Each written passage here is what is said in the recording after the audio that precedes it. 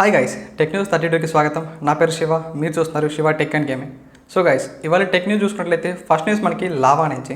Lava అగ్ని 3 అనే ఒక మొబైల్ అయితే తీసుకురాబోతోంది. ఇప్పుడైతే వీళ్ళు ఈ మొబైల్ లాంచ్ చేయడం అలానే దీనికి కొన్ని స్పెసిఫికేషన్స్ అయితే టీజ్ చేశారు. ఈ మొబైల్ మనకి MediaTek Dimensity 7300 ప్రాసెసర్ అయితే రాబోతోంది. ఇదే ప్రాసెసర్ ని మనకి బడ్జెట్ అయితే చాలా బ్రాండ్స్ అయితే యూజ్ చేశారు. అలానే ఇందులో మనకి బ్యాక్ సైడ్ అయితే 50 megapixel camera with optical image stabilization. దీంతో పాటుగా మనం అయితే ఐఫోన్ మోడల్స్ లో చూడొచ్చు యాక్షన్ బటన్ అనేది. So similar kind of button అయితే వీళ్ళు దీంట్లో కూడా తీసుకురాబోతున్నారు. ఈ యాక్షన్ బటన్ అయితే యూజ్ చేసి క్విక్ గా కెమెరాని యాక్సెస్ చేయడం, అలానే ఫ్లాష్ లైట్ లాంటివి అయితే కంట్రోల్ చేయొచ్చు. అలానే ఈ మొబైల్ మనకి October 4th అయితే లాంచ్ చేయబోతున్నారు.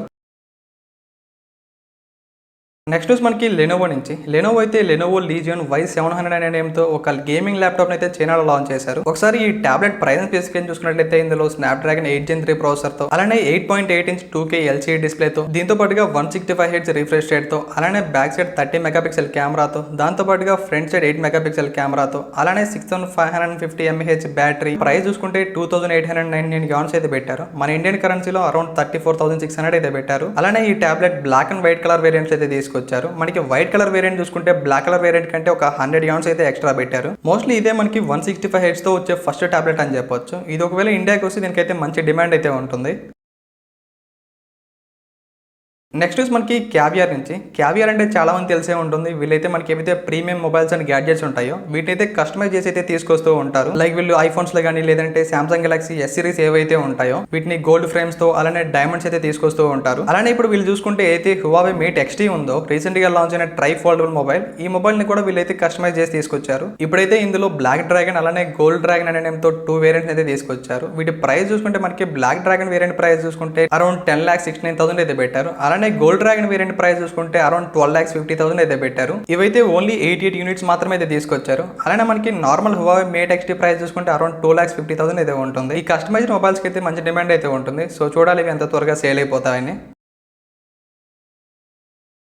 నెక్స్ట్ మనకి IQ నుంచి. IQ అయితే Android 15 బీటా వర్షన్ యొక్క రోడ్ మ్యాప్ అయితే తీసుకొచ్చింది. మనకి ఇందులో చూసినట్లయితే IQ 12 అయితే ఫస్ట్ Android 15 బీటా అయితే తీసుకురాబోతున్నారు. ఇది మనకి మోస్ట్లీ అక్టోబర్ మిడిల్ అయితే రావచ్చు. నెక్స్ట్ న్యూస్ మనకి వివో నుంచి. వివో అయితే వివో X200 Pro మొబైల్ అయితే తీసుకురాబోతోంది. ఇప్పుడైతే ఈ మొబైల్ యొక్క AnTuTu స్కోర్ అయితే మనకి ఆన్లైన్ లో స్పాట్ అయింది. ఈ మొబైల్ చూసినట్లయితే అరౌండ్ 30 lakhs అయితే స్కోర్ చేసింది. అలానే ఈ మొబైల్ మనకి MediaTek Dimensity 9400 ప్రాసెసర్ అయితే తీసుకురాబోతున్నారు.